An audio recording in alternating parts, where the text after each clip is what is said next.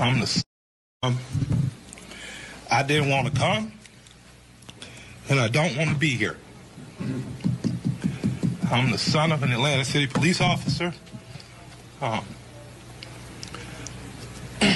cousin is an Atlanta City police officer, and my other cousin, East Point police officer. And I got a lot of love and respect for police officers, down to the original 8 police officers in Atlanta that even after becoming police had to dress in a YMCA because white officers didn't want to get dressed with niggers. And here we are 80 years later. I watched a white officer assassinate a black man, and I know that tore your heart out. And I know it's crippling. And I have nothing positive to say in this moment because I don't want to be here. But I'm responsible to be here because it wasn't just Dr. King and people dressed nicely who marched and protested to progress this city and so many other cities. It was people like my grandmother, people like my aunts and uncles who were members of SCLC and NAACP, and in particular, Reverend James Orange, Mrs. Alice Johnson, and Reverend Love, who we just lost last year. So I'm duty-bound to be here to simply say that it is your duty not to burn your own house down for anger with an enemy. It is your duty to fortify your own house so that you may be a house of refuge in times of organization. And now is the time to plot, plan, strategize, organize, and mobilize. It is time to beat up prosecutors you don't like at the voting booth. It is time to hold mayoral offices accountable, chiefs and deputy chiefs. Atlanta is not perfect, but we're a lot better than we ever were, and we're a lot better than cities are. I'm mad as hell. I woke up wanting to see the world burn down yesterday because I'm tired of seeing black men die. He casually put his knee on a human being's neck for 9 minutes as he died like a zebra in the clutch of a lion's jaw. And we watch it like murder porn over and over again. So that's why children are burning to the ground. They don't know what else to do. And it is the responsibility of us to make this better right now. We don't want to see one officer charged. We want to see 4 officers prosecuted and sentenced. We don't want to see targets burning. We want to see the system that sets up for systemic racism burnt to the ground.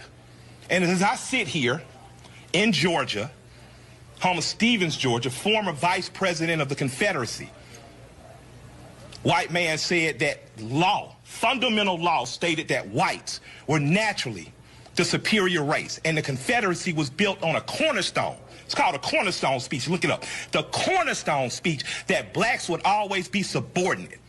That officer believed that speech because he killed that man like an animal. In this city, officers have done horrendous things and they have been prosecuted. This city's cut different. In this city, you can find over 50 restaurants owned by black women. I didn't say minority, and I didn't say women of color.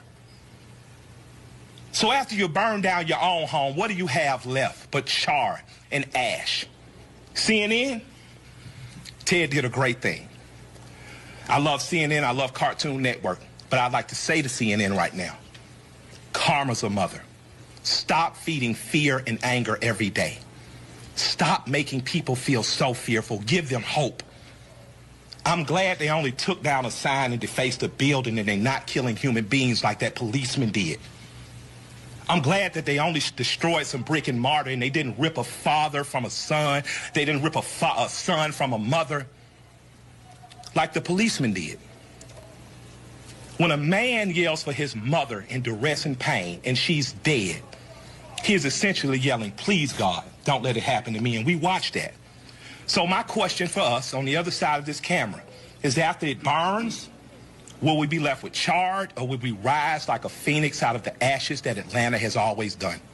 Will we use this as a moment to say that we will not do what other cities have done, and in fact, we will get better than we've been? We got good enough to destroy cash bonds. You don't have to worry about going to jail for something petty. We got smart enough to decriminalize marijuana. How smart are we going to be in the next 15 or 20 years to keep us ahead of this curve? So that much like when South Africa suffered apartheid, you had Andy and other politicians that could make sure that Atlanta said, Coca-Cola, we love you, but if you don't pull out of South Africa, we're going to leave. We're not going to drink Coca-Cola anymore. Coca-Cola jumped on their side and apartheid ended. So we have an opportunity now. Because I'm mad, I don't have any good advice.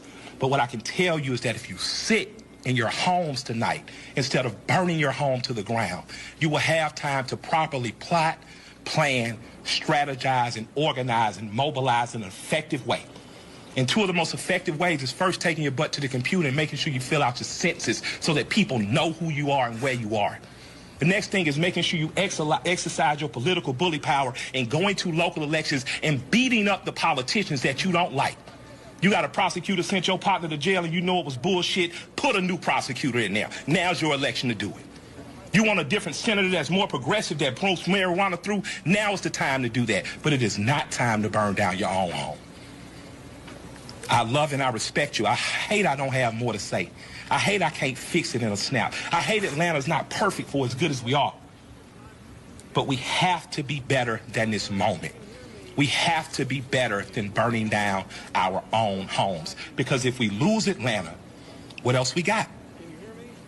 We lose an ability to plot, to plan, to strategize, to organize, and to properly mobilize. I want you to go home. I want you to talk to 10 of your friends.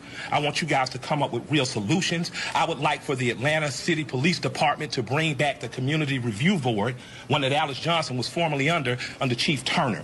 We need a review board here ahead of it before an officer does some stupid shit. We need to get ahead of it. That's my recommendation to my mayor and my chief. Let's get a review board. Let's get ahead of it, and let's give them power. We don't need an officer that makes a mistake once, twice, 3 times, and finally he kills a boy on national TV, and the next thing you know, the country is burning down. We don't need a dumbass president repeating what segregationists said. When you start looting, we start shooting. But the problem is some officers black and some people gonna shoot back. And that's not good for our community either. I love and respect you all. I hope that we find a way out of it because I don't have the answers, but I do know we must plot, we must plan, we must strategize, organize, and mobilize. Thank you for allowing me some time to speak. I'd like to appreciate our chief for what she said on YouTube. I thought it was very bold to do. I'd like to appreciate our mayor for talking to us like a black mama and telling us to take our ass at home. And I'd like to thank my friend for convincing me to come here.